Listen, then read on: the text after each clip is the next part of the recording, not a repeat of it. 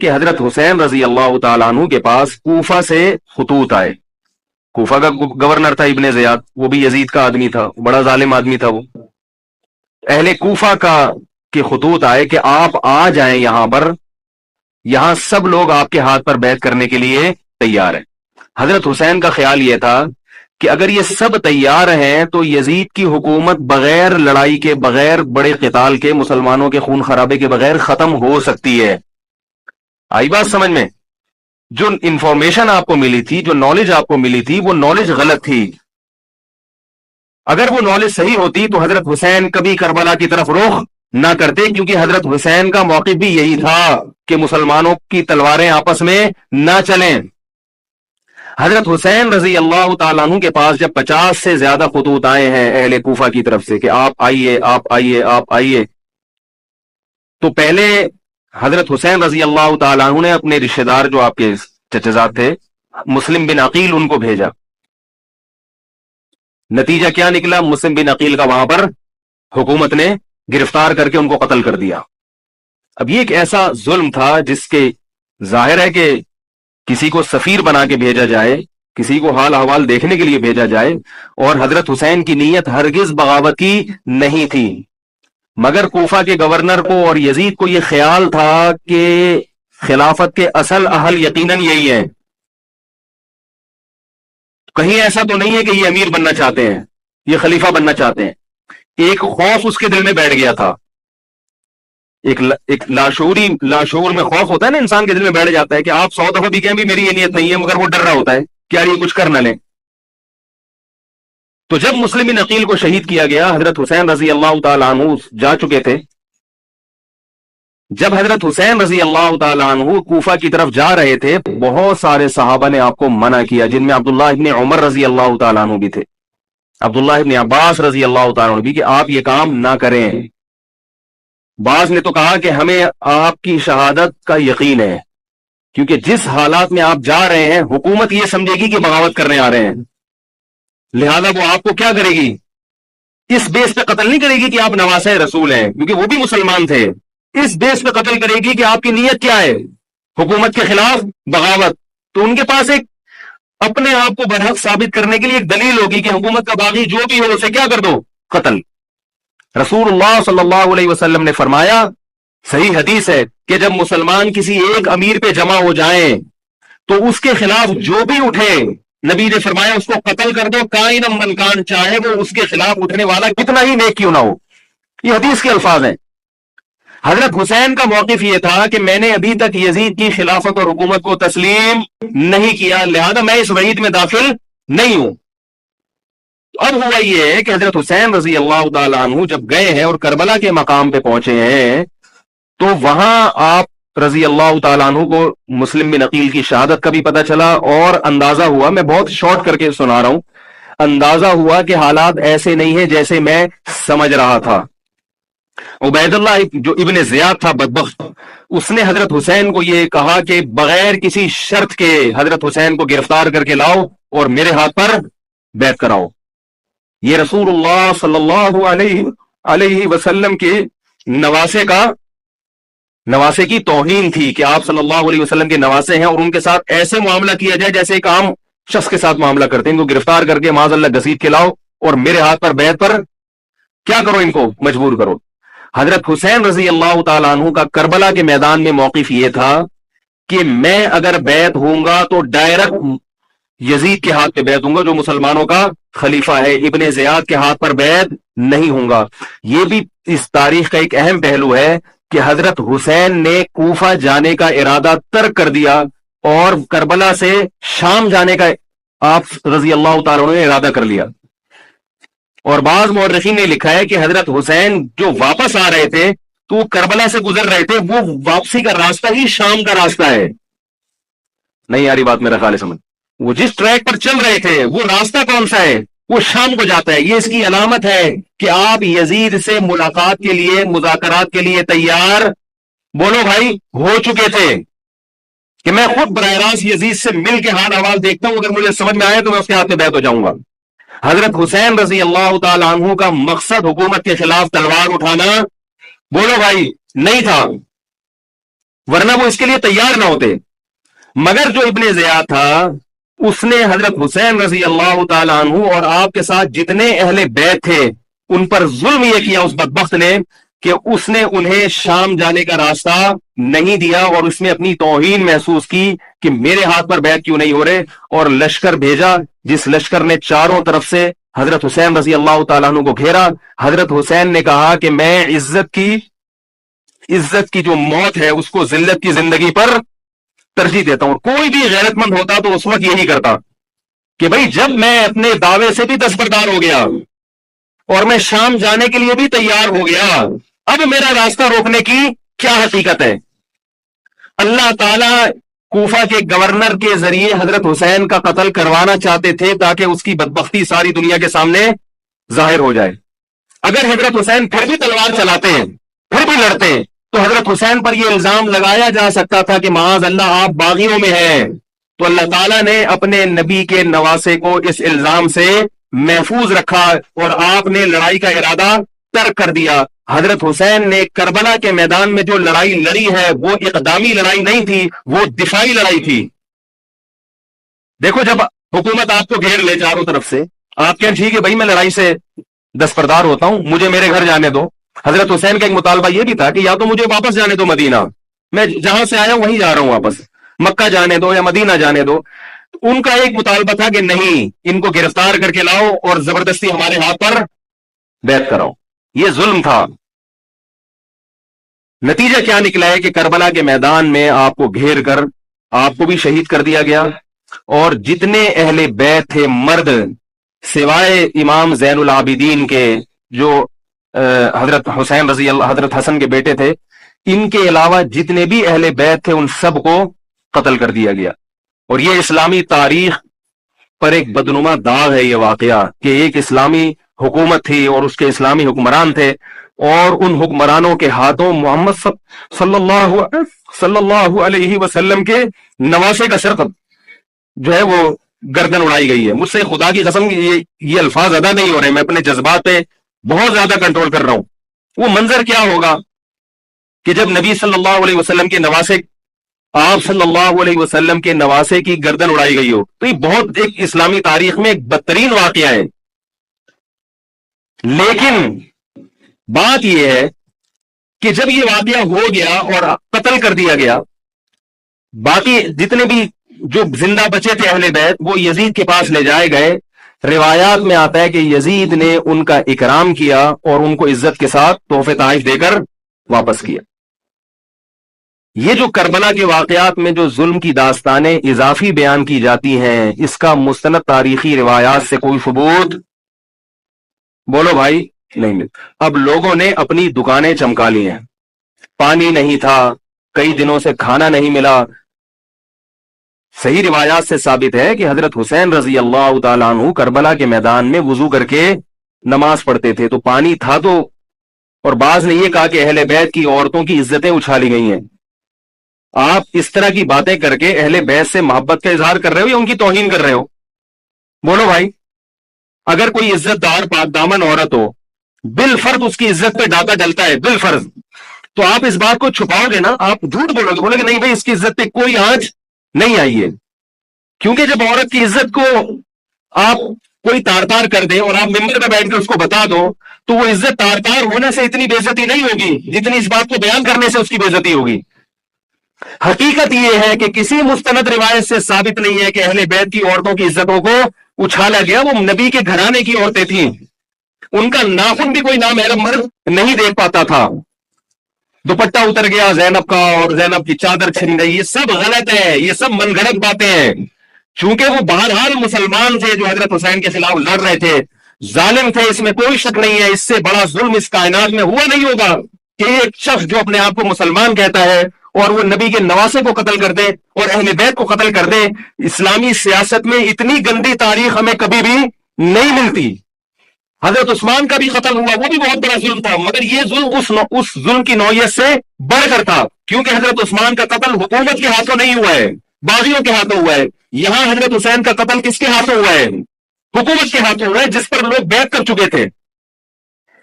تو یہ اسلامی تاریخ میں ایک بہت بڑا بدنما داغ ہے. مگر اس کو بیان جس انداز سے کیا جاتا ہے اور جتنے قصے کہانیاں من گھڑت سنائے جاتے ہیں ان کا حقیقت سے تعلق نہیں ہے. ہماری نظر میں چاہے پانی بند کیا ہو یا نہیں کیا ہو, کھانا ملا ہو یا نہیں ملا ہو, ہماری نظر میں حضرت حسین رضی اللہ تعالی عنہ کا سر قلم کر دینا ہی کائنات کا بدترین ظلم ہے. یہی ایسا ظلم ہے کہ جس پر جتنا غم کیا جائے کم ہے. غم منایا نہیں, غم کیا جائے. منانا الگ چیز ہے, غمزدہ ہونا الگ چیز ہے. لیکن جو آگے اس میں تڑکا لگایا جاتا ہے اس کا حقائق سے تعلق بولو بھائی نہیں ہے.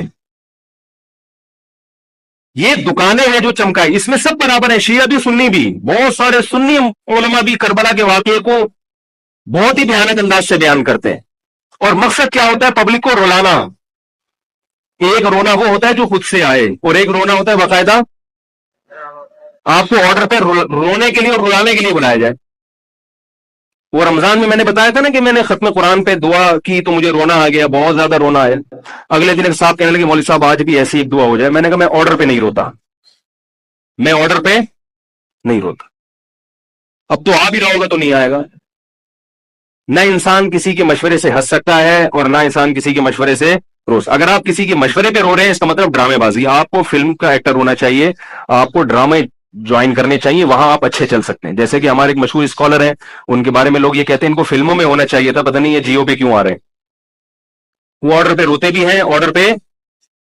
اب چونکہ یوٹیوب کا دور ہے, میں پہلے جو کربلا کے واقعات جو لوگ بیان کرتے ہیں ان کی تقریریں نہیں سنتا تھا. اب کیا ہوتا ہے, بعض دفعہ بیٹھے ہوئے ہیں کہیں سفر پہ جا رہے ہیں تو یوٹیوب کی ویڈیو ہم نے کہا چلو یار ہم بھی سن لیں. ایسی چہک چہک کے منہ بنا بنا کے گھما گھما کے تقریریں ہوتی ہیں, لگتا ہے کہ یہ باقاعدہ ایک ڈرامہ ہے, اداکار ہے, فنکار ہے جس کو ڈرامے بازی کے لیے یہاں پہ یہ حضرت حسین کی شہادت کو کیش کرا رہے ہیں. یہ حضرت حسین سے محبت کرنے والے نہیں ہیں, یہ ان کی شہادت کو دیکھو. اس کی مثال ایسے جیسے کوئی محلے میں مر گیا, کسی سیٹھ کا بیٹا مرا, اب آپ کو سیٹھ سے قرضہ چاہیے تو سب سے زیادہ آپ روگے نا, تاکہ سیٹھ صاحب سمجھیں کہ محبت سب سے زیادہ کس کو ہے, آپ کو. تو آپ اس کی بیٹے کی موت کو کیا کرا رہے ہو, کیش کرا رہے ہو. بعض لوگ کسی کی شہادت کو کیش کراتے ہیں, کسی پہ ظلم کو کیش کراتے ہیں. تو میں پھر عرض کروں کہ بہت بدترین واقعہ ہے. حضرت حسین رضی اللہ تعالیٰ عنہ کا سر لے جایا گیا یزید کے پاس. یزید بدبخت نے چھڑی سے آپ کے ہونٹوں کو چھوا. وہاں صحابی رسول نے فرمایا کہ ایسا مت کرو. فرمایا اللہ کی قسم میں نے ان ہونٹوں پہ بارہا محمد صلی اللہ علیہ وسلم کے ہونٹ رکھے ہوئے دیکھا ہے. بارہا میں نے دیکھا ہے کہ محمد صلی اللہ علیہ وسلم نے ان ہونٹوں کا بوسہ لیا ہے. بارہا میں نے دیکھا ہے. ان صحابی کے دل پہ کیا گزر رہی ہوگی جو حضرت حسین کے ساتھ یہ حرکت دیکھ رہے ہوں گے, جبکہ اسی حسین کو انہوں نے بارہا نبی کی گود میں بھی دیکھا اور بارہا نبی کے ہونٹوں کو بھی ان ہونٹوں سے مس ہوتے ہوئے دیکھا. تو جب یہ سر ان کے سامنے رکھا ہوگا اور اس کے ساتھ یہ حرکت ہو رہی ہوگی, ان صحابی کے جذبات کیا ہوں گے. مگر اس کے باوجود جو بتانے کی بات ہے, جو میں بتانا چاہتا ہوں, انہوں نے یزید کے خلاف بغاوت نہیں کی کہ جس یزید نے حضرت حسین کا یہ حشر کر دیا ہو, اگر اس کے خلاف بغاوت ہوگی تو باقی مسلمانوں کا کیا حشر کرے گا. اس میں صبر کی تلقین بھی صحابہ نے بتائی ہے کہ حاکم کے مظالم کو برداشت کیا جائے, زبان سے اس کو ہائی لائٹ کیا جائے کہ غلط ہو رہا ہے, تلوار نہ اٹھائی جائے. بات نہیں آ رہی میرا خیال ہے سمجھ میں, کیونکہ آج ایک واقعہ ہوا ہے ورنہ کربلا جیسے درجن اور واقعات ہو جائیں گے. تو صحابہ کرام کی سیرت میں ہمیں ہر طرح کے اسباق ملتے ہیں. تو میں یہ عرض کر رہا تھا کہ یہ ہے وہ کربلا کا واقعہ جس کا میں نے آپ کو خلاصہ بیان کیا. اس کے بعد کیا ہوا ہے کہ یہ جو بنو امیہ کی حکومت تھی, اس کی وہ ویلیو صحابہ کرام کے دل میں نہ رہی جو پہلے کسی حد تک برقرار تھی. یہ بہت ایک حکومت کے خلاف لوگوں کے دل میں بغض پیدا ہو گیا اور بالآخر بغاوتیں شروع ہوئیں. لیکن جمہور صحابہ کا موقف پھر بھی یہی تھا کہ حکومت کے خلاف بغاوت جائز, بولو بھائی, نہیں.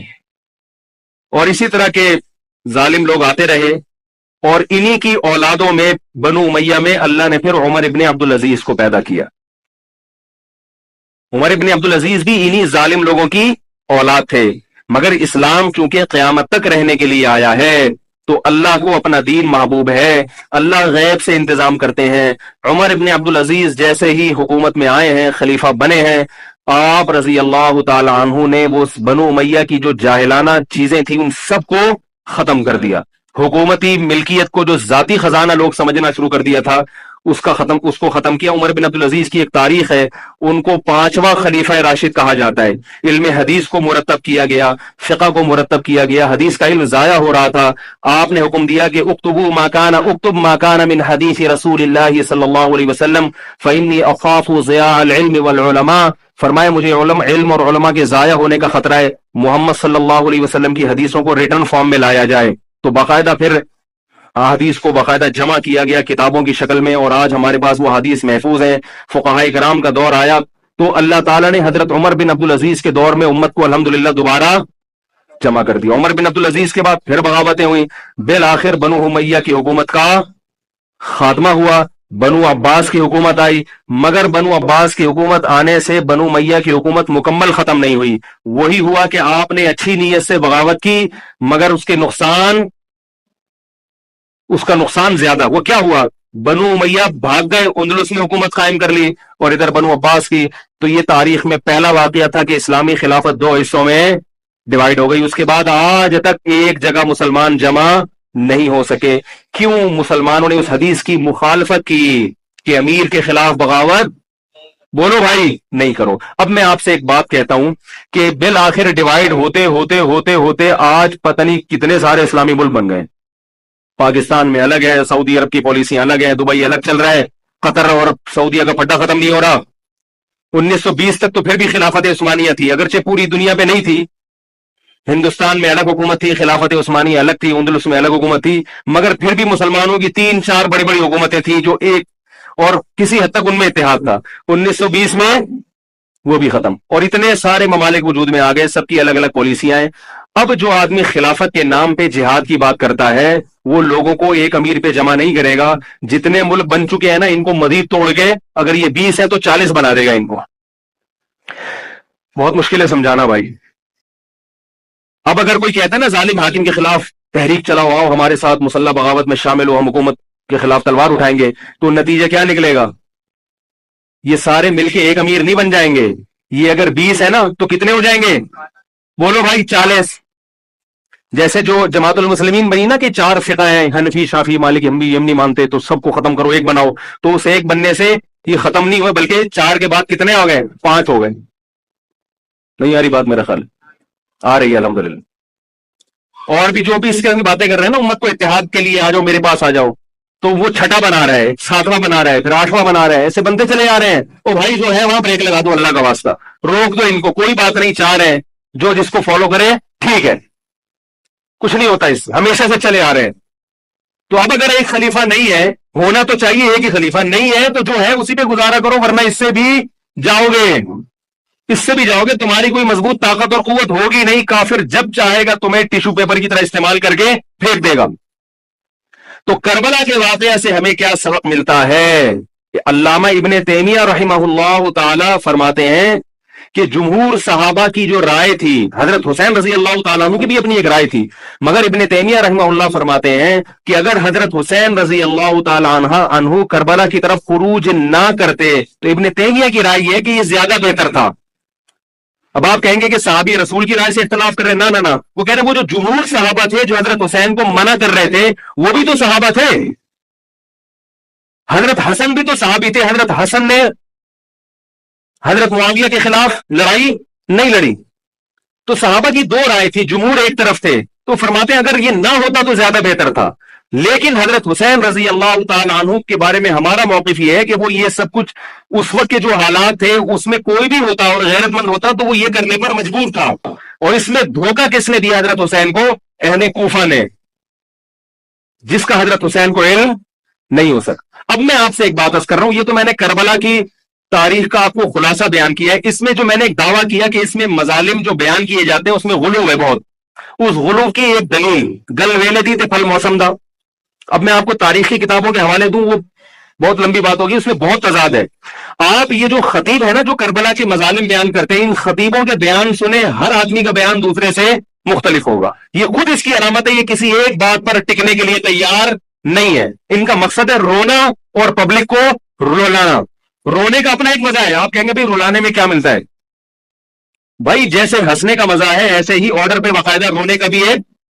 ایک تو رونا غم سے ہو رہا ہوتا ہے، اس میں مزہ نہیں آتا. ایک آرڈر پہ جب انسان روتا ہے اس کا اپنا ایک مزہ ہے. تو اللہ کے بندو حضرت حسین کی شہادت کو کیش مت کراؤ. صحابہ کرام پہ جو مظالم ہوئے ہیں ان کو آپ اپنی ذات کو چمکانے کا اور اپنی دکانداری کا ذریعہ نہ بنائے، چاہے کوئی سنی ہو یا شیعہ ہو. بعض سنی لوگ بھی بے وقت تڑکا لگاتے ہیں اس میں.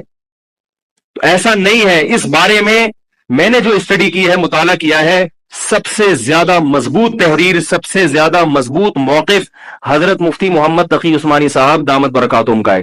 حضرت مفتی محمد تقی عثمانی صاحب دامت برکاتہم کی شخصیت ایسی ہے. دیکھو جو مولوی ہوتا ہے نا وہ مولویوں کو سمجھتا ہے، پبلک نہیں سمجھتی. ڈاکٹر کو پتا ہے نا کہ کون سا ڈاکٹر اچھا ہے کون سا گڑبڑ ہے. عام آدمی تو اس کو اچھا سمجھے گی، اچھا سمجھیں گے جو لوگوں کو الو بنا رہا ہے. پبلک کو نہیں پتا ہوتا کہ کس میں کتنا دم ہے. تو بھائی سونار کو پتا ہوگا نا کہ یہ اصلی سونا ہے یا ہمارے جاننے والے ہیں کباڑ. وہ دھات پہ ہاتھ رکھ کے بتاتے ہیں پیتل ہے، سونا ہے، تانبا ہے، لوہا ہے، ہاتھ رکھ کے بتا دے گا. حالانکہ اس نے کسی یونیورسٹی سے کوئی کورس نہیں کیا، نہ کوئی سائنسدان ہے. وہ کام کیا ہے کباڑ کا، ساری زندگی یہی کام کیا ہے. تو جو مولوی لوگ ہوتے ہیں ان کی ساری زندگی اسی میں گزری ہوتی ہے، پڑھنے پڑھانے میں، بشرطے کہ وہ بھی مولوی.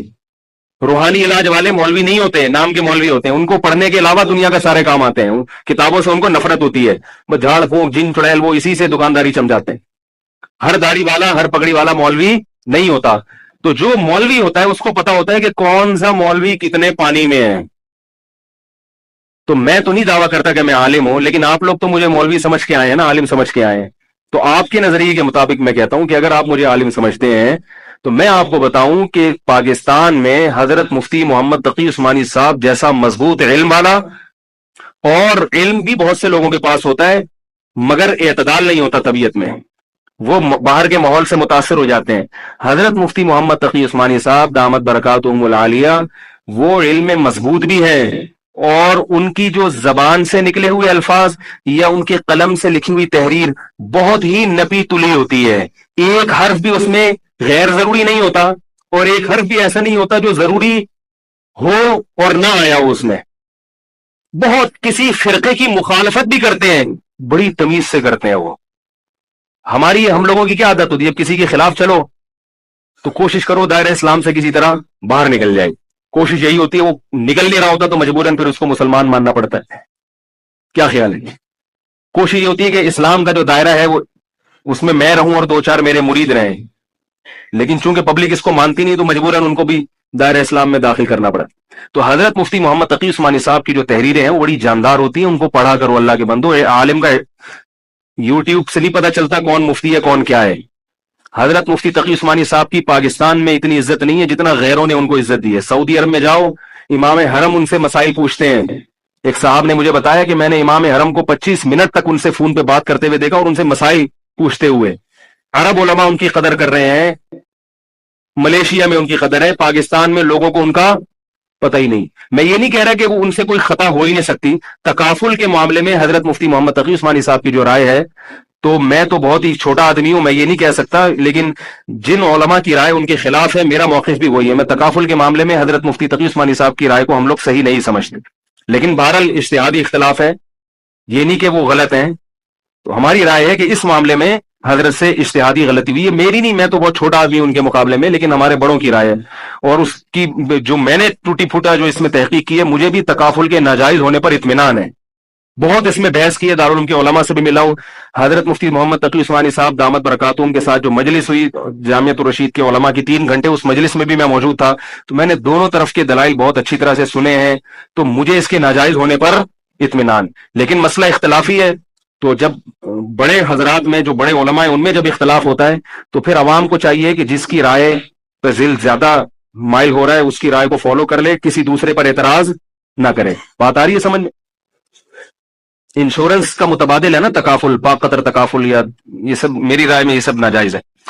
इस पर मैं कभी बयान करूंगा क्यों नाजायज है। तो बयान तो नहीं करना चाहिए, इन इख्तलाफी मसाइल को मेंबर पे नहीं लाना चाहिए, लेकिन ये कि अब हर आलिम तक अपनी बात पहुंचाना बड़ा मुश्किल है। तो मैं चाहता हूं एक बयान ऐसा हो ताकि उलमा तक बात पहुंच जाए, फिर उलमा जब दोनों तरफ के दलाइल रख के फैसला कर लेंगे जिस आलिम की जो राय बने, ताकि दूसरा पहलू सामने आ जाए। अभी तो सिर्फ जवाज का पहलू लोगों के सामने आ रहा है, आदम जवाज वाला नहीं आ रहा, ताकि दोनों पहलू आए, फिर उलमा की जो राय बनेगी, जो जिसकी राय को फॉलो करता है, ठीक है भाई। तो मैं यस कर रहा था, हजरत मुफ्ती मोहम्मद तकी उस्मानी साहब बहुत बड़े आलिम हैं, उनकी कदर कर लें। उनकी तहरीरें बड़ी मोतदिल होती हैं और उनकी राय बहुत ही मोतदिल होती है और बहुत मुदल्लल होती है। तो करबला के बारे में, यजीद के बारे में जो हजरत मुफ्ती मोहम्मद तकी उस्मानी साहब की राय है, वो वही है जो मैंने आपके सामने बयान की है। बात आ रही है? नहीं आ रही मेरा ख्याल है। तो मैं ये नहीं कह रहा कि मैंने उनकी तकलीद में ये सब बयान किया है, बल्कि जो मुताला किया तो उसके बाद उनकी राय बहुत ज्यादा जानदार लगी है। और ये जो मैं अर्ज कर रहा हूं ना कि ये जो करबला के वाकयात बयान किए जाते हैं, हर खतीब का बयान दूसरे खतीब से मुख्तलिफ है। ये खुद इसकी अलामत है कि दाल में कुछ काला काला है, ये एक जगह टिकते क्यों नहीं है, टिकते क्यों नहीं। तो अब मैं एक बात अर्ज करूं, इसी तरह यजीद के बारे में लोग सवाल पूछते हैं, यजीद क्या, तो यजीद के बारे में भी दोनों तरफ हमारी राय के हिसाब से गुलूब है। यजीद के दौर में हजरत हुसैन का कत्ल यकीनन हुआ है, मगर किसी एक मुस्तनद रिवायत से यह साबित नहीं कि यजीद ने हुक्म दिया था हजरत हुसैन को कत्ल करने का। यह कहीं भी रिवायत में साबित नहीं आ रही मेरा ख्याल है। कूफा के गवर्नर के हुक्म से कत्ल जरूर हुआ है, लेकिन क्या यजीद ने इसका ऑर्डर दिया था, इसका किसी मुस्तनद रिवायत में सबूत बोलो भाई नहीं मिलता। लेकिन इस बुनियाद पर यजीद को रहमतुल्लाह अलैह कहना यह भी गलत है। ठीक है, यजीद के बारे में किसी मुस्तनद रिवायत से नहीं मिलता कि उसने कत्ल का हुक्म दिया था या कत्ल करवाया था, लेकिन कत्ल होने के बाद यजीद ने उस गवर्नर के खिलाफ एक्शन नहीं लिया। हजरत उस्मान के कातिलों के बारे में तो यह था कि उनको लटकाया जाए, हजरत हुसैन के कातिलों को क्यों नहीं लटकाया। नहीं यारी बात समझ। तो यह जुर्म भी है कि हुकूमत, मुमकिन है यजीद कह सकता हूं कि मेरे बस में नहीं है, कह सकता हूं कि मेरे बस में नहीं है, तो भाई आपके बस में अगर नहीं है तो हजरत अली के बस में भी नहीं था हजरत उस्मान के कातिलों से किसास लेना। तो इसलिए यजीद को बिल्कुल मासूम करार देना यह भी गलत है, वो मुजरिम था, लेकिन उसको इतना लानती करार दे देना कि गोया हजरत हुसैन को उसने कत्ल कराया था, इसका भी किसी तारीखी मुस्तनद रिवायत से सबूत नहीं मिलता।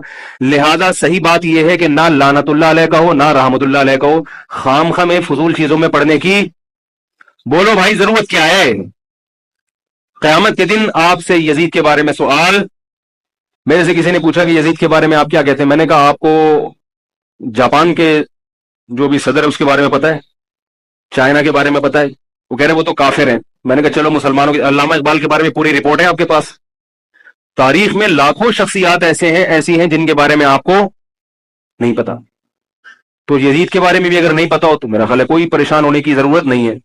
तो ये करबला एक वाकया था, एक इस्लामी तारीख में एक बदतरीन वाकया रूनुमा हुआ और ये वाकया खत्म हो गया। हमें जो कुरान और सुन्नत ने जिस बात का हुक्म दिया है हमें वो करना है। बात आ रही है समझ में? हमें क्या कहा है, नमाज कायम करनी है, इस्लाम के 5 अरकान है। करबला का वाकया दुनिया में वजूद में आता तो भी 5 नमाजें पढ़नी थी, वजूद में नहीं आता तो भी 5 नमाजें पढ़। बाकी हजरत हुसैन की शहादत इसलिए भी हुई है कि अल्लाह के नबी ने उनको शहीद करार दे दिया था, अल्लाह ताला ने आपको उस मनसब तक पहुंचाना था जिस मनसब की गवाही मोहम्मद सल्लल्लाहु अलैहि वसल्लम दे चुके। बाज दफा कोई मकसद नहीं होता, एक मकसद होता है किसी को ऊंचे दर्जे तक पहुंचाना। गज़वा उहद में 70 सहाबा शहीद हुए, अल्लाह ने उसकी हिकमत ये भी बयान की, वयत्तखिज़ मिनकुम शुहदा, अल्लाह तुम में से बहुत सौ को शहादत के दर्जे पर फायज करना चाहता। तो हुकूमत थी, हजरत हुसैन रजी अल्लाह तआला अन्हु को अल्लाह ताला ने शहादत के मर्तबे पर पहुंचाया और जालिम हुक्मरानों के मर्तबे को घटाना। तो ये काम हो चुका, अब हमें क्या करना है, हमें जो कुरान और सुन्नत है उसको फॉलो करना है। ये था कि हजरत उस्मान का, चूंकि मैं रिश्तेदार हूं, बनु उमैया से मेरा ताल्लुक है, हजरत उस्मान भी बनु उमैया के थे, तो हुकूमत पे दबाव डाला जाए कि हजरत उस्मान के कातिलों को चौक पर लटकाया जाए। ये गड़बड़ यहां से शुरू हुई है। बात आ रही है समझ में? हुकूमत से मुतालबा है कि हजरत उस्मान के कातिलों को चौक पर लटकाया जाए। یہ مطلب نہیں تھا حضرت معاویہ کا کہ حکومت کا اہل میں ہوں، مجھے خلافت دی جائے، میں علی کو نہیں مانتا یا میں علی کو معاذ اللہ برا سمجھتا ہوں، ایسا نہیں تھا۔ آج کل بعض لوگ یہ کہتے ہیں کہ حضرت معاویہ کے حکم سے حضرت علی کو گالیاں دی جاتی تھیں، یہ غلط ہے۔ یاد رکھو عربی کے لفظ کا ترجمہ اردو میں، یہ بہت سے لوگ نا ان کو عربی زبان سے ذرا بھی واقفیت نہیں ہے، چھوٹے چھوٹے بچے آ کے بیٹھ گئے ہیں۔ عربی میں کسی پر اعتراض کرنا، اس کی پالیسیوں کو غلط قرار دینا، اس کو بھی سب و شتم کہا جاتا ہے۔ اردو میں ہر جگہ اس کا ترجمہ گالیاں نہیں ہوتا، گالیوں کا مطلب تو ہمارے ہاں کچھ اور سمجھا جاتا۔ آپ کسی پر اعتراض کر رہے ہو، اس کو تو سب و شتم کہا جائے گا۔ سب و شتم میں گالیاں بھی آتی ہیں، کسی کی پالیسیوں سے اختلاف کرنا، اس کی رائے پر رد کرنا، یہ بھی آتا ہے۔ لیکن اردو میں گالی کا مطلب برا لفظ ہے، گالی کوئی شریف آدمی نہیں دیتا۔ خیر، میں یہ عرض کر رہا تھا کہ حضرت عثمان رضی اللہ تعالی عنہ کے قاتلوں سے قصاص کا دعا کریں، میں جلدی سے اس موضوع کو سمیٹ کے آج ختم کر دوں۔ حضرت عثمان کے قاتلوں سے قصاص لیا جائے۔ حضرت علی رضی اللہ تعالیٰ عنہ کا موقف یہ تھا کہ مدینہ میں حضرت عثمان کے قاتلوں کا جو ٹولہ ہے وہ اتنا مضبوط ہے کہ اگر میں نے ان سب کو پکڑ پکڑ کے لٹکانا شروع کر دیا تو مدینہ میں امن و امان کی صورتحال خراب ہو جائے گی۔ حکومت بھی دہشت گردی کے خلاف جب ایکشن لیتی ہے تو یہ سوچتی ہے نا کہ دہشت گردوں میں کتنی پاور ہے، تمیز سے، طریقے سے۔ اب یہ ایک اختلاف تھا جو بڑھنا شروع ہو گیا۔ اس اختلاف کے پیچھے نہ حکومت کی لالچ، نہ پیسے کی لالچ، نہ دولت، یہ سب الزامات ہیں اسلام دشمنوں کے جو انہوں نے صحابہ پر لگائے ہیں۔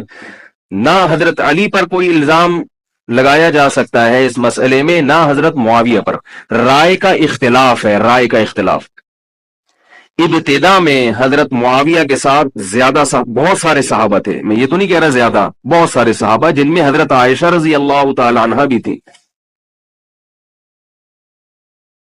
بعد میں حضرت عائشہ رضی اللہ تعالی عنہا کا موقف تبدیل ہو گیا جب انہوں نے دیکھا کہ اس سے مسئلہ حل ہونے کے بجائے اور بگڑ رہا ہے، تو حضرت معاویہ نے حضرت علی کی بیعت سے انکار کیا، کہا کہ جب تک حضرت عثمان کے قاتلوں کو چوک پہ نہیں لٹکایا جاتا میں آپ کے ہاتھ پہ بیعت کرنے کے لیے تیار نہیں ہوں۔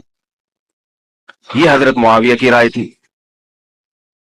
حضرت علی کی رائے یہ تھی کہ میرے لیے یہ فی الحال ممکن نہیں ہے، لہذا، اور اس سے ہو کیا رہا ہے، حکومت دو حصوں میں ڈیوائیڈ ہو رہی ہے۔ ان کی رائے یہ تھی کہ حضرت معاویہ رضی اللہ تعالی عنہ کو اپنے اس مطالبے سے دستبردار ہو کر میرے ہاتھ پہ بیعت کر لینی چاہیے، اور قرآن کا حکم ہے وَإِن طَائِفَتَانِ مِنَ الْمُؤْمِنِينَ اقْتَتَلُوا فَأَصْلِحُوا بَيْنَهُمَا فَإِن بَغَتْ إِحْدَاهُمَا عَلَى الْأُخْرَى فَقَاتِلُوا الَّتِي تَبْغِي حَتَّى تَفِيءَ إِلَى أَمْرِ اللَّهِ، کہ اگر مسلمانوں کا کوئی فریق بغاوت پہ اتر آئے، حکومت وقت سے لڑائی کرے، قاتل التی تبغی، تو جو طبقہ حکومت کو تسلیم نہیں کر رہا یا حکومت کے خلاف بغاوت کر رہا ہے اس سے قتال کرو۔ حضرت علی کا موقف یہ تھا کہ قرآن مجید کی یہ آیت مجھ سے مطالبہ کر رہی ہے کہ جو لوگ میرے ہاتھ پہ بیعت نہیں ہو رہے جبکہ میری خلافت قائم ہو چکی ہے، تو میں مسلمانوں میں تاکہ اختلاف اور انتشار نہ ہو، میں اس فریق کو تلوار کے زور سے بیعت کرنے پر مجبور کروں۔ بات آ رہی ہے سمجھ میں کہ نہیں آ رہی ہے؟ آج تو پولیس بھی نہیں بلا سکتے، موبائل ہی نہیں ہے بھائی، بند پڑے ہوئے، ورنہ میں پولیس بلوا لیتا آج آپ کو بات سمجھانے کے۔ لیکن میں کہتا ہوں کہ میں پولیس اگر بلواتا، اگر پولیس ہی کو سمجھ میں نہیں آئی، یہ بھی تو بڑا مسئلہ ہے۔ خیر، تو حضرت علی کا موقف یہ تھا۔ حضرت معاویہ کا موقف یہ تھا کہ حکومت کے خلاف بغاوت غلط ہے نا، جس کو حکومت مان لیا ہو، جب تک میں نے خلیفہ مانا ہی نہیں ہے تو میرا یہ عمل بغاوت نہیں کہلائے گا۔ یہ اختلاف رائے ہے، اور یہ اختلاف صحابہ میں بھی ہوا ہے، تابعین میں بھی ہوا ہے، ائمہ مجتہدین میں بھی ہوا ہے، اور آج تک ہوتا آ رہا ہے۔ اس قسم کے اختلافات مکمل ختم نہیں ہو سکتے۔ یہ صحابہ میں بھی ہوا ہے، قرآن و حدیث کو سمجھنے کا اختلاف کہا جاتا ہے اس کو۔ اور اس اختلاف کے بارے میں نبی صلی اللہ علیہ وسلم کی صحیح حدیث ہے اذا اجتهد المجتهد فإن أصاب فله أجران وإن أخطأ فله أجر واحد. جب کوئی مجتہد اجتہاد کرتا ہے، کیا مطلب قرآن و حدیث کو سمجھنے کی کوشش کرتا ہے، اگر وہ صحیح نتیجے پر پہنچ جائے تو اس کو 2 اجر ملتے ہیں، اگر غلط نتیجے پر پہنچے تو بھی 1 اجر ملتا ہے اس کو، اس لیے کہ اس کے بس میں جو تھا وہ اس نے کر لیا. اب پیغمبر تو موجود نہیں ہے جو آگے بتائیں گے کہ یہ صحیح کر رہا ہے یہ غلط کر رہا ہے. میں نے اپنے ایک استاد سے ایک مرتبہ پوچھا کہ حضرت یہ علماء میں جب اختلاف ہوتا ہے کسی مسئلے میں تو عوام بڑی پریشان ہوتی ہے، کیا کریں ہم؟ انہوں نے فرمایا کہ عوام کو یہ بتاؤ کہ ہم پیغمبر نہیں ہیں اور ہم پیغمبر سے براہ راست مسئلہ پوچھ نہیں سکتے. ہمارے پاس جو قرآن و سنت ہے اور جو فقہائے کرام نے اس قرآن و سنت کی تشریح کی ہے، جو فقہ کی کتابیں ہیں، ہم اس میں دیکھتے ہیں. اب اس میں 2 علماء کی رائے میں اگر اختلاف ہو جائے تو اس اختلاف کو ختم کرنے کا ہمارے پاس کوئی راستہ نہیں ہے. نبی ہوتے تو ہم پوچھ لیتے، جب راستہ نہیں ہے تو بھائی اللہ کے نبی نے فرما دیا کہ جو تمہارے بس میں ہے وہ کر لو. اگر درست بات تک پہنچ گئے ڈبل اجر، نہیں پہنچے تو بھی اجر. اس میں ہمیں بتا دیا کہ اسلام پر عمل کے لیے اتنا کافی ہے کہ جو تمہاری استطاعت میں ہے وہ کر لو. نہیں آئی بات سمجھ؟ اب یہ اختلاف چھوٹے مسائل میں بھی ہو سکتا ہے اور بڑے مسائل میں بھی ہو سکتا ہے. تیسری بھی ایک جماعت تھی. یہ 2 اختلاف تو پتہ چل گئے نا، حضرت علی کا موقف، حضرت معاویہ کا موقف. ایک تیسری جماعت تھی جو یہ کہتی تھی کہ نہ ہم حضرت علی کا ساتھ دیں گے نہ حضرت معاویہ کا، کیونکہ دونوں مسلمان ہیں، دونوں لڑ رہے ہیں، مسلمانوں کو ہم لڑتا ہوا نہیں دیکھ سکتے.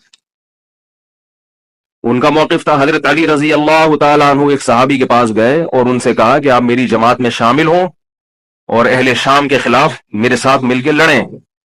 وہ صحابی گئے ایک لکڑی کی تلوار اٹھا کے لائے.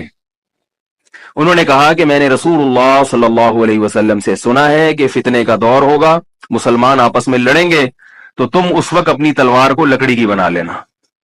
لکڑی کی تلوار کا مطلب جو کسی سے لڑنے کے کام نہ آئے. میں تو نہیں لڑ سکتا. اب حضرت علی نے یہ نہیں کہ اس پہ تلوار رکھ دی ہو کہ نہیں تو جائے گا، یا تو دائرہ اسلام سے خارج ہے، یا تو باغی ہے. ٹھیک ہے، نہیں آ رہی سمجھ میں، چھوڑ دو. آج جو فتنے کھڑے ہو رہے ہیں نا وہ اس پہ نہیں ہو رہے کہ صحیح کیا ہے غلط کیا ہے. فتنہ اس پر ہو رہا ہے کہ جو مجھے سمجھ میں آ رہا ہے وہ میں تھوپ کے اس کو مسلط کر دوں. مجھے اگر رفع الیدین سمجھ میں آ رہا ہے تو پوری دنیا رفع الیدین کیوں نہیں کر رہی، اور اگر مجھے ترک رفع الیدین سمجھ میں آ رہا ہے تو یہ چند لوگ رفع الیدین کیوں کر رہے ہیں. صحابہ کے دور میں رفع الیدین بھی ہوتا تھا اور ترک بھی ہوتا تھا، پھٹے نہیں ہوتے تھے. صحابہ کے دور میں زور سے آمین بھی تھی اور آہستہ آمین بھی تھی، جھگڑے نہیں تھے. صحابہ کے دور میں امام کے پیچھے فاتحہ پڑھنے والے بھی تھے اور امام کے پیچھے فاتحہ کو ناجائز اور حرام سمجھنے والے بھی تھے، مگر پھٹے بازی بولو بھائی نہیں تھی. تو حضرت علی رضی اللہ تعالیٰ عنہ نے ان صحابی کو مجبور نہیں کیا. حضرت علی کی فوج میں عمار ابن یاسر رضی اللہ تعالیٰ عنہ بھی تھے، زبیر ابن عوام، عبداللہ ابن زبیر رضی اللہ تعالیٰ عنہ، عبداللہ ابن زبیر ابن عوام. حدیث میں آتا ہے کہ جب جنگ صفین میں، جنگ جمل میں دونوں فوجیں آمنے سامنے کھڑی ہوئی ہیں، زبیر ابن عوام رضی اللہ تعالیٰ عنہ نے تقریر کی، اہل شام سے خطاب کر کے کہا کہ اے اہل شام، ہم جانتے ہیں کہ تمہارے ساتھ محمد صلی اللہ علیہ وسلم کی زوجہ ہیں حضرت عائشہ، جو ہمارے موقف سے متفق، یہ صحیح بخاری کی روایت ہے، جو ہمارے موقف سے متفق نہیں ہے لیکن ہے نبی کی بیوی، اور ساتھ کس کا دے رہی ہیں؟ تمہارا. اب اعتدال دیکھیں صحابہ کی رائے میں. فرمایا اللہ کی قسم ہم یہ جانتے ہیں کہ جیسے وہ دنیا میں نبی کی زوجہ تھی جنت میں بھی نبی کی زوجہ ہوں گی، اگرچہ وہ اس معاملے میں ہمارے خلاف ہیں مگر اس کی وجہ سے ہم ان کے جنتی ہونے کا انکار نہیں کر سکتے. کیا مطلب؟ ان کی سمجھ میں جو آ رہا ہے وہ اس کے حساب سے کر رہی ہیں، لیکن ہماری سمجھ میں ان کی بات نہیں آ رہی. کیوں؟ اس لیے فرمایا کہ ہم یہ دیکھ رہے ہیں کہ اللہ ہمیں نبی کی زوجہ عائشہ رضی اللہ تعالی عنہا کے ذریعے آزما رہا ہے کہ تم نبی کی زوجہ کو دیکھتے ہو یا قرآن کے حکم کو دیکھتے ہو. قرآن کہہ رہے کہ خلیفہ کے خلاف بغاوت نہیں ہو سکتی، کائنم منکان، بغاوت کرنے والا کوئی بھی کیوں نہ ہو، تو نہ چاہتے ہوئے بھی ہم تمہارے خلاف آگے کھڑے ہوئے ہیں۔ خدا کی قسم اس آزمائش میں ہمیں کس نے ڈالا ہے؟ اللہ نے ڈالا ہے۔ وہ لوگ جو حضرت عائشہ رضی اللہ تعالی عنہا پر تہمتیں لگاتے ہیں، جو حضرت معاویہ کو برا بلا کہتے ہیں، وہ لوگ حضرت علی اور ان کے ساتھیوں سے سبق کیوں نہیں سیکھ لیتے؟ ایک مرتبہ میرے پاس ایک سوال آیا، سوال کرنے والے نے حضرت معاویہ کی شان میں گستاخی کا پورا ایک باب باندھا ہوا تھا۔ اس نے کہا کہ جس نے نبی کے داماد کے خلاف تلوار اٹھائی وہ اسلام میں معاذ اللہ کیسے ہو سکتا ہے، اور ایسے برے برے القاب کے میں زبان پہ بھی نہیں لا سکتا۔ میری عادت ہے شارٹ کٹ جواب دینے کی، گل ویلے دی تے پھل موسم دا، اتنا ٹائم تھوڑی ہے کہ ہر آدمی کے سوال کو لے کے بیٹھ جائیں۔ میں نے کہا آپ کے جواب میں اتنا کافی ہے کہ یہ وہ الزامات ہیں کہ جس کے خلاف تلوار اٹھائی اس نے بھی یہ الزامات نہیں لگائے، مدعی سست اور گواہ چست۔ نہیں آ رہی میرا خیال ہے بات؟ جو حضرت علی کے ساتھ تھے انہوں نے تو یہ کچھ حضرت معاویہ کے خلاف نہیں کہا، انہوں نے تو وہ تو پھر بھی جنتی مان رہے ہیں، ایک دوسرے کی نماز جنازہ میں شریک ہو رہے ہیں، مال غنیمت کو تقسیم نہیں کر رہے، ایک دوسرے کی عورت پہ ہاتھ نہیں اٹھا رہے، احترام کر رہے ہیں، ایک دوسرے کے پیچھے جنگ ختم ہونے کے بعد نمازیں پڑھی جا رہی ہیں۔ اللہ تعالیٰ نے یہ مثال صحابہ کی قائم کی ہے دنیا کو دکھانے کے لیے کہ ان میں اتنا بڑا اختلاف ہو کہ تلواریں بھی چل جائیں تو وہ اختلاف بھی حدود سے تجاوز نہیں کرتا، اور ہمارے چھوٹے چھوٹے اختلافات میں کیا ایک دوسرے کے خلاف بہتان تراشیاں اور زبان درازیاں ہوتی ہیں۔ تو یہ اختلاف تھا حضرت علی اور حضرت معاویہ کا، جس میں تین فریق تھے۔ ایک حضرت علی تھے، ان کا موقف یہ تھا کہ میرے لیے تلوار اٹھانا واجب ہے۔ حضرت علی کے ساتھ جو لوگ تھے ان کا بھی یہ موقف تھا۔ حضرت معاویہ کا یہ موقف تھا کہ میں باغیوں کی فہرست میں آتا نہیں ہوں۔ کیوں نہیں آتا؟ اس لیے نہیں آتا کہ میں نے خلافت کو تسلیم نہیں کیا، اور ان کے ساتھ بھی صحابہ کرام کی ایک جماعت تھی۔ اور تیسرا موقف، بہت سارے صحابہ یہ تھے جو کہتے تھے ہم کسی کا ساتھ نہیں دیں گے، دونوں طرف مسلمان ہیں، ہماری تلوار سے کسی مسلمان کا خون ہو ہم یہ برداشت نہیں کر سکتے۔ ہماری رائے یہ ہے، اہل سنت والجماعت کی رائے یہ ہے کہ یہ ان تینوں فریقوں میں جو برحق تھے وہ حضرت علی تھے، کیونکہ حکومت تھی ان کے پاس۔ باقی جو دونوں فریق تھے صحابہ کرام کے، ان سے غلطی ہوئی ہے، مگر یہ غلطی اجتہادی ہے، یہ نفس پرستی والی غلطی، حکومت کی لالچ والی، دولت کی لالچ والی، یا ہٹ دھرمی والی، یا ضد والی غلطی بولو بھائی نہیں ہے۔ یہ وہ غلطی ہے جس کے بارے میں محمد صلی اللہ علیہ وسلم نے فرمایا کہ اگر مجتہد سے غلطی ہوتی ہے تو بھی اس کو اجر ملتا ہے، کیونکہ اللہ نے قرآن میں فرمایا فاتقوا اللہ ما استطعتم، اللہ سے اتنا ڈرو جتنی تم میں استطاعت ہے۔ تو ان کی جتنی سمجھ میں آیا انہوں نے اس حساب سے کیا۔ تو دو جنگیں ہوئی ہیں، جنگ جمل اور جنگ صفین۔ اب ایک اور بات ہے، تاریخی حقیقت ہے کہ دو جنگوں کے بعد حضرت علی رضی اللہ تعالیٰ عنہ کو خوارج نے شہید کر دیا۔ یہ وہی خوارج جو حضرت عثمان کے قاتل تھے، انہوں نے شہید کس کو کیا؟ حضرت علی کو۔ حضرت علی کی شہادت کے بعد حضرت حسن رضی اللہ تعالیٰ عنہ کی 6 مہینے تقریباً خلافت رہی۔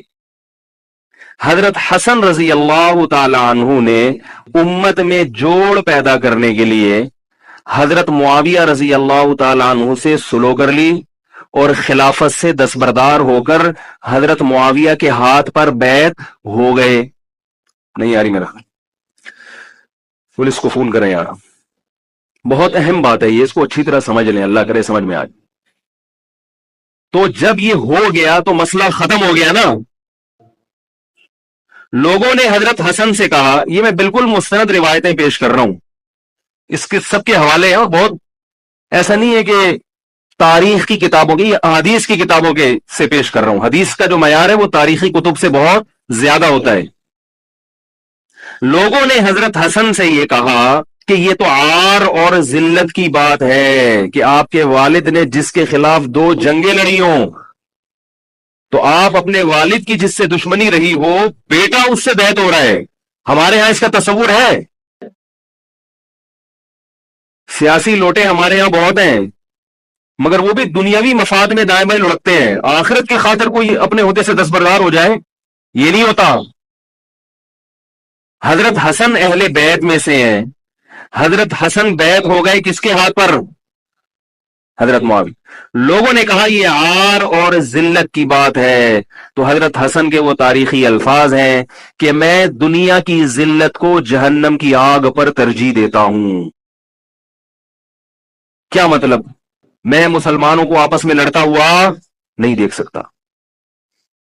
میں نہیں لڑتا ہوا دیکھ سکتا. اب کوئی اس بیس پر حضرت علی پہ الزام لگائے کہ اس کا مطلب وہ لڑتا ہوا دیکھ سکتے تھے. بھائی ان کا جو موقف تھا، جو ان کی سمجھ میں آیا، وہ انہوں نے کیا. حضرت حسن کا موقف اپنے والد کے موقف سے مختلف تھا. یہ اختلاف رائے ہو سکتا ہے. ان کا موقف یہ تھا کہ بھئی حضرت معاویہ حکومت کے اہل ہو یا نہ ہو یہ ایک الگ بحث ہے. اگر میں ان کے مقابلے میں متوازی حکومت قائم کروں گا تو پھر مطالبہ ہوگا حضرت عثمان کے قاتل سے قصاص، جو کہ ممکن نہیں ہے، اور پھر یہ لڑائی آگے چلے گی. تو بہتر ہے کہ دستبردار ہو جاؤ کہ حضرت آپ ہمارے خلیفہ ہیں، آپ ہمارے امیر ہیں. نبی صلی اللہ علیہ وسلم اس کی پیشگوئی پہلے کر چکے تھے. حضرت حسن رضی اللہ تعالیٰ عنہ کے بارے میں فرما چکے تھے کہ اللہ میرے اس بیٹے کے ذریعے مسلمانوں کے دو فریق میں سلو پیدا کریں. تو جو اہل بیت سے محبت کرنے والے لوگ ہیں ان کو بھی چاہیے کہ کوئی ایسا کام نہ کریں جس سے مسلمانوں میں دوبارہ سے اختلاف اور انتشار پیدا ہو جائے. جوڑ کی اہمیت شریعت میں زیادہ ہے. اب جب حضرت معاویہ کی خلافت قائم ہوئی ہے، حضرت معاویہ نے حضرت حسن رضی اللہ تعالیٰ عنہ کے اکرام میں کوئی کسر نہیں چھوڑی. اس پر متواتر روایات ہیں کہ حضرت معاویہ جتنا حضرت حسن کا اکرام کیا کرتے تھے اتنا کسی کا اکرام نہیں کرتے تھے. بہت زیادہ آپ کو عزت دی حضرت معاویہ رضی اللہ تعالیٰ عنہ نے. حضرت معاویہ کے بعد یزید کی خلافت قائم ہوئی ہے، حکومت قائم ہوئی ہے. حضرت معاویہ صحابی رسول تھے. بہت سارے صحابہ کو آپ کے طریقہ حکومت پر اعتراض تھا، کیونکہ بہرحال باقاعدہ سلیکشن نہیں ہوئی تھی. لیکن پھر بھی صحابہ کرام نے جب حضرت حسن بیعت ہو گئے تو باقی کس کو اعتراض کا ہوگا.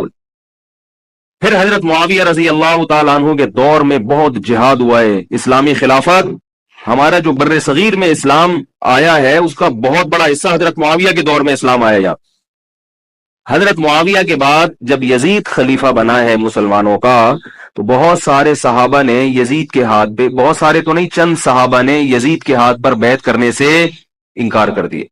وہ اتنے تھوڑے صحابہ ہیں جن کو انگلیوں پہ گنا جا سکتا ہے، جن میں حضرت حسین بھی تھے. حضرت حسن نہیں، حضرت حسن کے بھائی، بولو بھائی، حضرت حسین.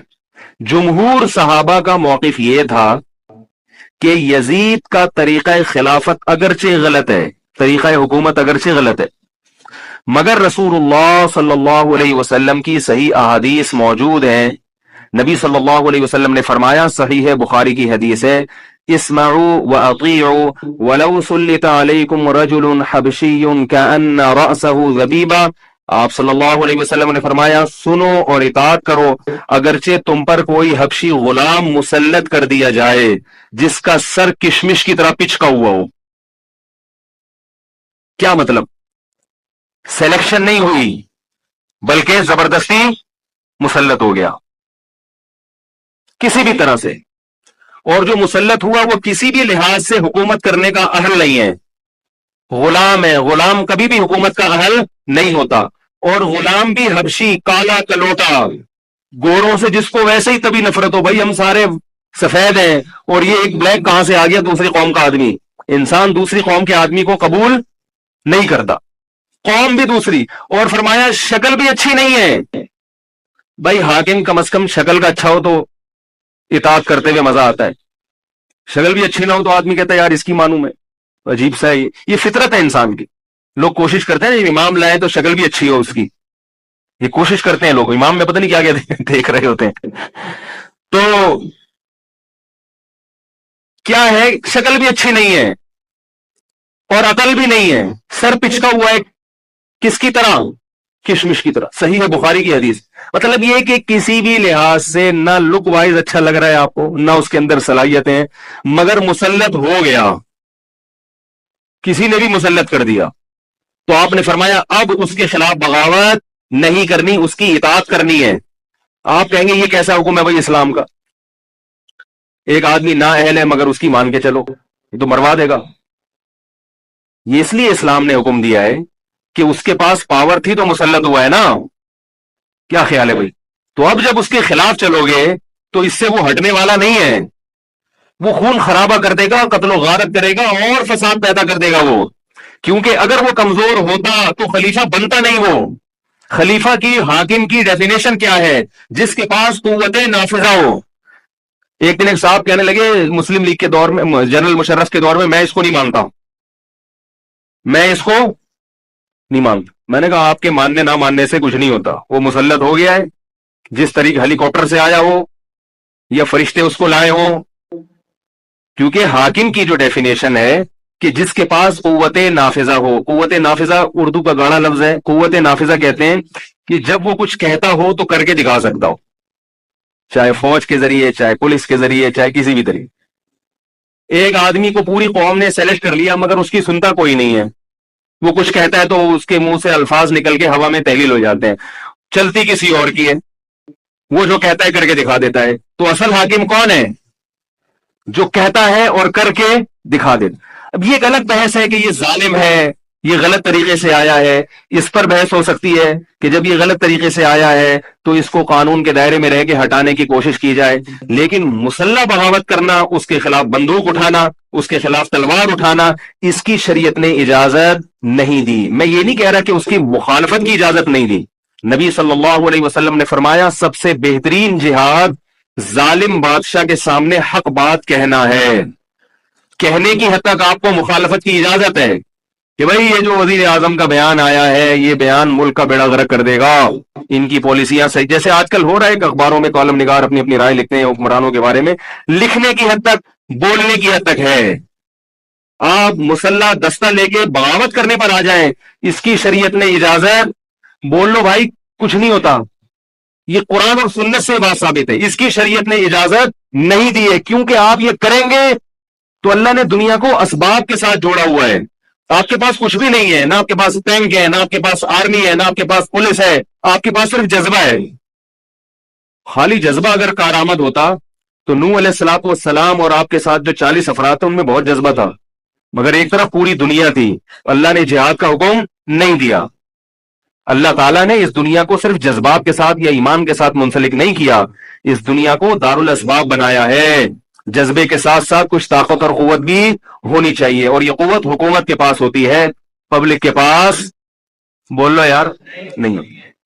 اگر پبلک کے پاس ہے تو وہ بھی حکومت کی پالیسیاں ہوتی ہیں کہ یہ بھی لیاری گینگ رہنے دو تھوڑے دنوں کے لیے, ان لوگوں کے پاس تھوڑا سا کلاشن کوفے رہنے دو. حکومت جب چاہے غائب کر دے. یہ جو کلاشن کوفے لے کے لوگ گھوم رہے ہوتے ہیں نا اور بتا رہے ہوتے ہیں ہم امام مہدی کا لشکر ہیں, یہ سب گورنمنٹ کے لوگ ہوتے ہیں. آئی بات سمجھ میں؟ گورنمنٹ کی طرف سے ان کو پرمٹ ملا ہوتا ہے, ورنہ آپ چاقو لے کے بھی, جو خنجر ہے نا وہ بھی لے کے طرح گھوم کے دکھاؤ. تو جو بھی امام مہدی کا لشکر کا دعویٰ کر رہا ہے اور کہہ رہا ہے میں یوں کر دوں گا, میں یوں کر دوں گا, میرے ساتھ آ جاؤ, تو سمجھ لو گورنمنٹ نے اس کو خود ہی بٹھایا ہوا ہے.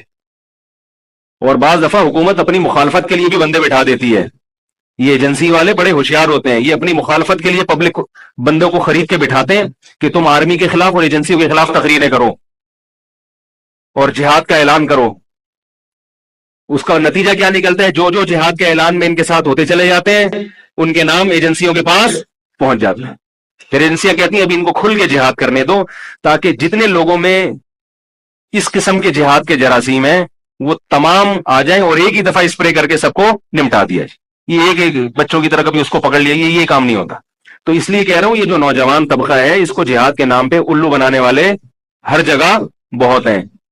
الو ضرور بنو مگر کسی اور عنوان سے بن جاؤ, جہاد کے نام پہ الو نہ بنو, کیونکہ کسی اور عنوان سے الو بنو گے اتنا نقصان نہیں ہوگا. اس عنوان سے الو بنو گے تو بڑا بیڑا غرق ہو جائے گا, جیسے کہ بہت سو کا بیچاروں کا ہو چکا ہے. تو میں یہ عرض کر رہا تھا کہ نبی صلی اللہ علیہ وسلم کی صحیح حدیث ہے, اسی طرح صحیح ہے مسلم کی حدیث ہے, آپ صلی اللہ علیہ وسلم نے حاکم کی اطاعت کا حکم دیا.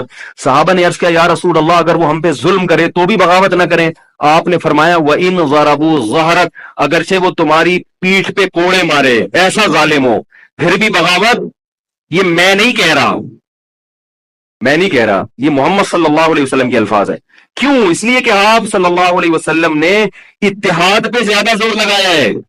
بھائی حکومت ایک ہوگی جیسی مرضی لنگڑی لولی ہو, مگر مسلمان کہ جو ایک یونائٹی ہے، جو ایک اتحاد ہے، وہ تو برقرار رہے گا نا.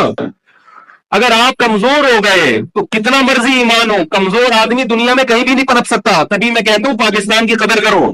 جیسا مرضی ہے، ایک مضبوط آرمی تو ہے نا، ایٹم بم تو ہے. جیسی مرضی آرمی ہو لیکن ہے تو نا. اگر یہ ختم ہو گئی اور نیک نیک لوگ آ گئے مگر اتنے پاورفل نہ ہوئے، وہ آپ کو انڈیا سے نہیں بچا سکتے، وہ آپ کو امریکہ کے شر سے نہیں بچا سکتے، کیونکہ اس وقت پوری دنیا پاکستان کی دشمن ہوئی ہوئی ہے سوائے چند ممالک کے. اور وہ جو ملک بچا ہوا ہے یہ میرے اور آپ کی تقریروں سے نہیں بچا ہوا، یہ ایٹم بم سے بچا ہوا ہے. اللہ نے دنیا کو اسباب کے ساتھ جوڑ دیا ہے، ایٹم بم بھی ہے اور پھر ایمان کی طاقت بھی ہے کسی حد تک، جو کہ بہت ہی شارٹ ہو گئی ہے ایمان کی طاقت. تو دونوں چیزیں چلتی ہیں ساتھ، صرف بم بھی کافی نہیں ہے. اللہ نے فرمایا اگر تم تقوی اختیار کرو گے تو اللہ تمہاری مدد کرے گا، ورنہ نہیں کرے گا. تو دونوں چیزیں ضروری ہیں. تو حضرت معاویہ کے بعد یزید کے بارے میں جمہور صحابہ کا موقف یہ تھا کہ یہ جیسا مرضی ہو، ظالم ہو، عادل ہو، یہ ایک الگ بحث ہے، مگر ہے بہرحال یہی. پاور کس کے پاس ہے؟ اسی کے پاس. حضرت حسین رضی اللہ تعالیٰ عنہ کا موقف یہ تھا کہ میں یزید جیسے آدمی کے ہاتھ پر بیعت کرنے کے لیے تیار. بولو بھائی، نہیں، میں نہیں بیعت کرتا اس کے ہاتھ. کیونکہ یزید کے بارے میں خبریں تھیں، بعض کہتے تھے شراب پیتا ہے. حضرت مفتی محمد تقی عثمانی صاحب کا انہوں نے فرمایا ہے کہ کسی مستند روایت سے ثابت نہیں ہے شراب پینا. روایتیں ہیں مگر کوئی اوتھینٹک روایت نہیں ہے.